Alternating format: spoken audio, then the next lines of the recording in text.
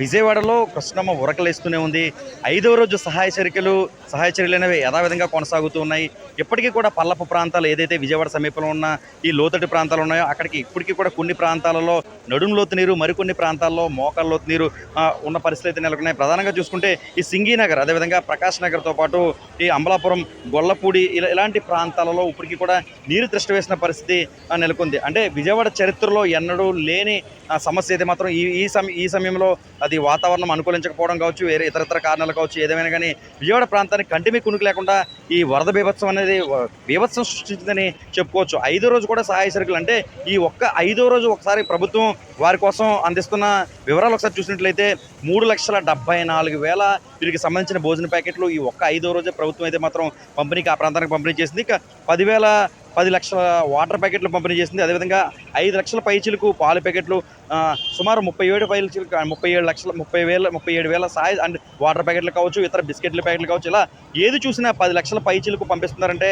వారు ఇంట్లో నుంచి బయటికి రాలేని పరిస్థితి మాత్రం ఇప్పటికీ కూడా విజయవాడకి సంబంధించి కొన్ని ప్రాంతాల్లో నెలకొంది. అంటే ఇది అమావాస్య నన్ను ఏదైతే ఈ పొంగిన సమయంలో అమావాస్య కావడంతో నీరు మరింత ఉధృతం అవ్వడం, అదే సమయంలో ఈ అనుకోని విధంగా నీరు పొంగి ప్రవహించడంతో ఈ ప్రాంతాలన్నీ కూడా పల్లప ప్రాంతాలన్నీ కూడా నడుము లోతు నుంచి పైగా నీరంతా కూడా ఒకేసారి నివాసంలోకి చొరబడిన పరిస్థితి నెలకొంది. 2 అంతస్తుల బిల్డింగ్ అపార్ట్మెంట్లు కావచ్చు, 2 అంతస్తుల బిల్డింగ్లు కావచ్చు, 3 అంతస్తుల బిల్డింగ్లు కావచ్చు, ఒక అంతస్తు దాదాపుగా మునిగిపోయింది. నిజానికి అంత పెద్ద మొత్తంలో నీరు వస్తుంది అని ఎవరు ఊహించిన పరిస్థితి నెలకొంది. ఒకవేళ నీరు వచ్చినా ఒక కాళ్ళు లోతు నీరు మాత్రమే వస్తుంది, ఒక ప్రత్యేక బల్లల పైన వారు సామాగ్రి ఏర్పాటు చేసుకున్న పరిస్థితి నెలకొంది. అంటే అందరూ 2 అంతస్తులు 3 అంతస్తులు ఉంటారని మనం చెప్పలేం, కానీ ఒక అంతస్తు ఉన్నవారైతే మాత్రం పూర్తిగా ఇబ్బందులు పడిపోయి నరకయాతన అనిపించిన పరిస్థితి కూడా నెలకొంది. మొత్తంగా 5 రోజుల్లో చూసుకుంటే 30 మృతదేహాలు, 30 డెత్స్. అంటే ఈ ప్రాంతంలో ఒక విజయవాడ సమీప ప్రాంతాల్లో దాదాపు 10 మంది చనిపోయినప్పటికీ ఇతర ప్రాంతాల నుంచి కొట్టుకొచ్చిన మృతదేహాలు కావచ్చు, వారు ఈ ప్రాంతం వారా ఇతర ప్రాంతం వారా అన్నది ఇంకా గుర్తించాల్సింది. ఏదేమైనా 30 మంది ఈ ఘటనకు సంబంధించి మృత్యువాత పడిన పరిస్థితి కూడా నెలకొంది. గంగమ్మ శాంతించు అంటూ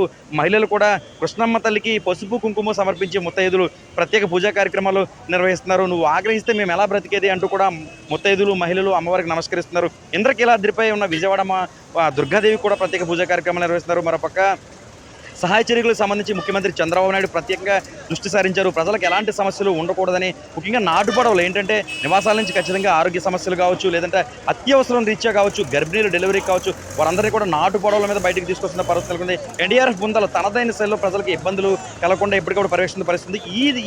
ఈ కోణంలో కొంతమంది మధ్య వ్యక్తులు డబ్బులు సంపాదించుకునే ప్రయత్నం కూడా చేస్తూ ఉన్నారు. ఈ నాటుపడవలనే అర్జెంటుగా వెళ్ళాలంటే 1,500 నుంచి 2,000 ఇస్తే తీసుకువెళ్తామంటూ కూడా డబ్బులు కాజేస్తున్న పరిస్థితి నెలకొంది. మరోపక్క బ్లాక్ దందా కూడా కొన్ని ప్రాంతాల్లో, అంటే ఒక పక్క ప్రభుత్వం పెద్ద ఎత్తున ఈ లక్షలాది పాల ప్యాకెట్లు కావచ్చు, భోజన సంబంధించిన ప్యాకెట్లు కావచ్చు పంపిణీ చేస్తున్న తరుణంలోనే వీటిని కొన్ని చోట్ల అత్యవసర రీత్యా డబల్ రేట్లకు అమ్ముతున్న పరిస్థితులు కూడా ఉంది.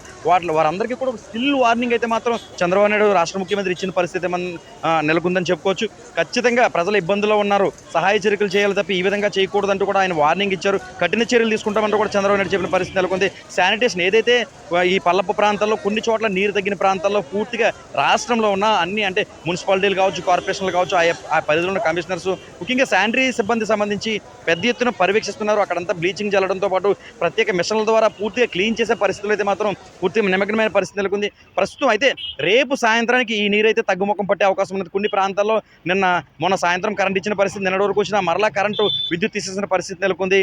రేపు సాయంత్రానికి ఒక కోలికి, అంటే ఖచ్చితంగా నీరైతే మాత్రం వర్షాలు పడకపోతే రేపు సాయంత్రానికి విజయవాడ సమీప గ్రామాలు కావచ్చు, ఈ లోతట్టు ప్రాంతాలంటే కూడా నీరు తగ్గుముఖం పట్టే అవకాశం ఉందని అధికారులు అంచనా వేస్తున్నారు. ఈ క్రమంలోనే మరొక వాయుగుండం ఉంది. భారీ వర్షాలు కురిస్తే ఇప్పటికే విశాఖ వాతావరణ కేంద్రం హెచ్చరికలు జారీ చేసిన నేపథ్యంలో మళ్ళీ వర్షాలు కురిస్తే మా పరిస్థితి ఏంటి మహాప్రభు అంటూ కూడా ప్రజలు గగ్గోలు పెడుతున్న పరిస్థితి. ఇటు రాష్ట్ర ముఖ్యమంత్రి చంద్రబాబు నాయుడుతో పాటు హోంమంత్రి వంగలపూడి అనిత, ఇలా ఇతర మంత్రులు, ఎమ్మెల్యేలు, ప్రజాప్రతినిధులతో కూడా ప్రత్యేకంగా పర్యవేక్షిస్తున్నారు. ప్రజలకు ఎప్పటికప్పుడు ఎలాంటి అవసరాలు ఉన్నాయి, వారి అవసరాలు ఏంటి, వారి స్థితిగతులు ఏంటి, ప్రస్తుతం ఆరోగ్య పరిస్థితులు ఎలాగ ఉన్నాయి, 1 రేటు వాహనాలు కావచ్చు, అంబులెన్సులు కావచ్చు, అక్కడి నుంచి ప్రజలను సురక్షిత ప్రాంతాలకు తీసుకెళ్లి వారికి వైద్య పరీక్షలు నిర్వహించడం, వారిని సకాలంలో ఇతర ప్రాంతాలకు తరలించడం. ఇదే సమయంలో అనేక మంది గర్భిణీలు డెలివరీ లేని పరిస్థితి నెలకొంది. వారు కూడా ఎటువంటి అసౌకర్యాలు తలెత్తకుండా పర్యవేక్షిస్తున్నారు. ఏదేమైనా ప్రభుత్వం పూర్తి స్థాయిలో పర్యవేక్షించినప్పటికీ సమస్యలు మాత్రం ఒక పక్క వినిపిస్తూనే ఉన్న పరిస్థితులు కూడా మాత్రం విజయవాడ కేంద్రంగా ఉన్నాయని చెప్పుకోవచ్చు. మొత్తంగా ఓవరాల్గా చూసుకున్నట్లయితే రేపు సాయంత్రానికి ఈ విషయం అనేది ఒక కొలుకొచ్చే అవకాశం ఉంది. తగ్గుముఖం పడితే, ఒకవేళ ఈ వాతావరణ కేంద్రానికి సంబంధించి ఒకవేళ వాతావరణం తగ్గుముఖం వర్షాలు పడకపోతే రేపు సాయంత్రంకి అయితే మాత్రం కాస్త నీరైతే మాత్రం తగ్గుముఖం పట్టే అవకాశం ఉంది. మొత్తంగా చూసుకున్నట్లయితే ఈ రోజు కూడా 5వ రోజు యథావిధిగా ఈ సహాయక చర్యలు అనేది ఎన్డీఆర్ఎఫ్ బృందాలు కావచ్చు, ప్రభుత్వం నుంచి ఇవ్వాల్సిన పాల ప్యాకెట్లు కావచ్చు, భోజన ప్యాకెట్లు కావచ్చు, మంచినీళ్ళ ప్యాకెట్లు కావచ్చు, బాటిల్స్ కావచ్చు, ఇవన్నీ యథావిధిగా చర్యలు అయితే మాత్రం విజయవాడలో కొనసాగుతున్న పరిస్థితి మాత్రం ఉంది. యూసైట్ సూర్యప్రకాష్, కృష్ణా జిల్లా నుంచి. విజయవాడలో కృష్ణమ్మ ఉరకలేస్తూనే ఉంది. 5వ రోజు సహాయ చర్యలు అనేవి యథావిధంగా కొనసాగుతూ ఉన్నాయి.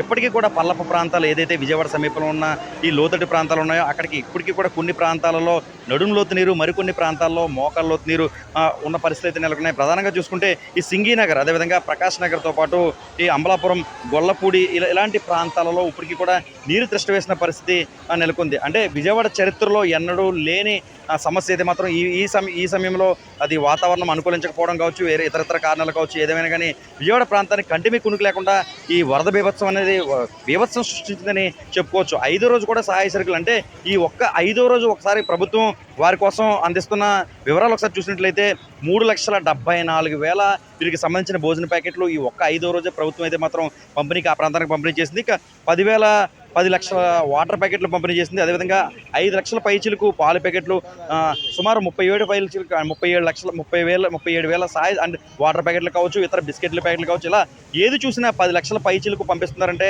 వారు ఇంట్లో నుంచి